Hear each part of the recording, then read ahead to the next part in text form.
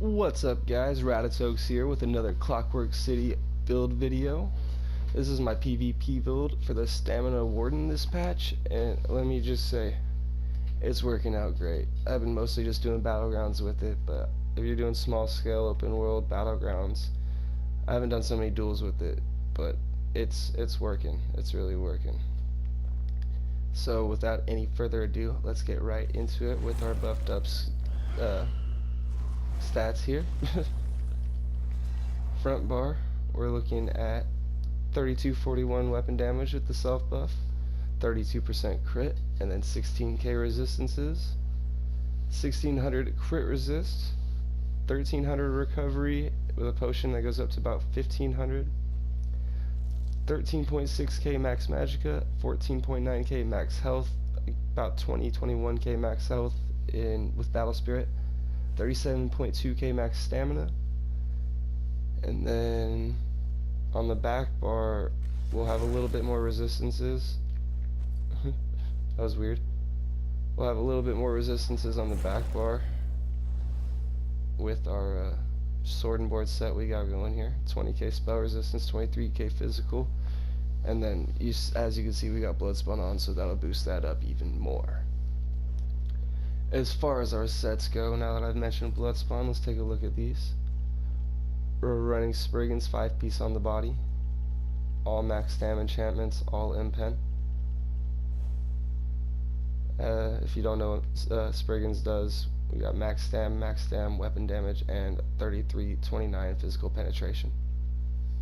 Running 3 pieces of agility is our jewelry, 2 weapon damage glyphs, and a stam recovery glyph.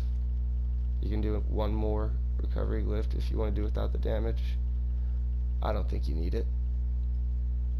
Our back bar sword and board set here is 2 pieces of Death's Wind for the physical resistance here. It's really almost necessary in medium armor, I think, but it does justice. It really does justice. I got a health enchantment on a sturdy shield and a weapon damage enchantment on a powered sword for them juicy heals. And our 2-hand is the Asylum's Great Sword from Asylum Sanctorium, the new trial here in Clockwork City. We got a decreased health oblivion damage enchant on the back on that. You could raw poison, whatever. I like this oblivion guy for those shield stackers.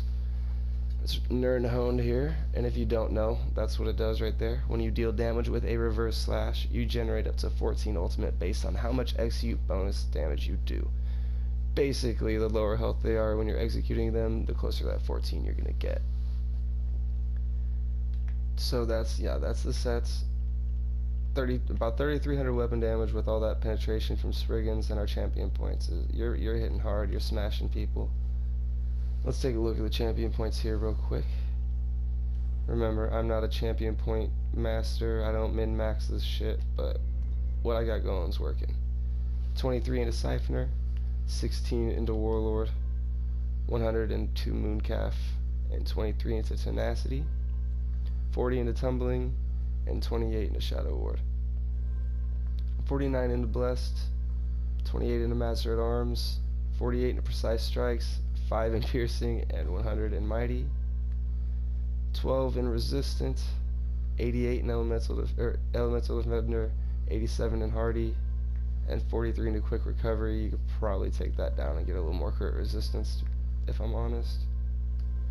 These are just basic guidelines. You can play around with this. Let me know in the comments if you have a better setup for these champion points, because I'm open to all suggestions here. And that goes with any suggestion for the build. I'm just still trying to get better, just like y'all. As far as skills go, on the front bar, 2-hand bar, we're using Cutting Dive. It's just too good. You can't dodge it. It works at a really long range. It hits really hard. I like it a lot. If I weren't running this, I'd be running Shuffle, and that's about my only flex spot I have. Executioner, it's our execute. It's also our ultimate regenerator now with this Asylum sword. Dizzying Swing, it's a CC, it's a heavy hitter. If you gotta take him down and you don't have a Dawnbreaker, that's about the only time I use it. Otherwise, I'm hitting him with the bird. Stampede slows him down, hits pretty hard. You line up a burst with that Stampede, a bird, a Dawnbreaker, and a Subterranean Assault. Ooh, dog, you don't kill him. Subterranean Assault is our last skill on here before our ultimate, and this just the timing, the burst timing on this. It causes major fracture, major breach, taking down the resistances. It hurts. I got almost a 13k tooltip. You can imagine the pain I've been dealing with that. Dawnbreaker smiting as our ultimate on the front bar. Bread and butter, stun, dot, burst damage, cone AoE. It's nice. You've seen clips of me bursting people down with it in my past few videos.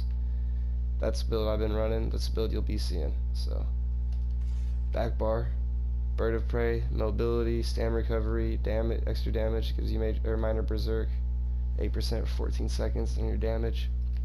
Bull Netch gives us our major brutality for 20% bonus damage for 27 seconds.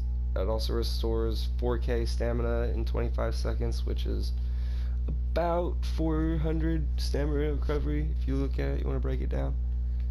Resolving Vigor, that's our heal over time. You pop one of these soothing spores for a burst heal. If you're under 40%, our passives through Green Balance and the accelerated growth here.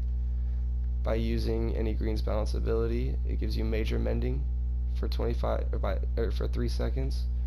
So as soon as you pop one of these bad boys when you're real low, pop a Vigor, and you'll be good to go. Get back in the fight. If you're really hurting, pop a Healing Thicket and just fighting it, man, and you'll be able to get right back up there. Soothing Spores, like I said, our burst heal. And then we have Ice Fortress, which is giving us major resolve and everybody around us, and major ward. It's really nice since we're in medium armor. Gives us extra resistances there, and then it also gives you minor protection, which just basically reduces damage for a little bit by 8%. That's about it on the skills. I am a red guard. I'm using the Warrior Mundus. You could use the Serpent. Yeah, pretty much either the Serpent or the Warrior. I like the Warrior. I'm going for burst. I get in the fight, I burst people down, I use my mobility and speed to get out of there and heal up and do it all over again.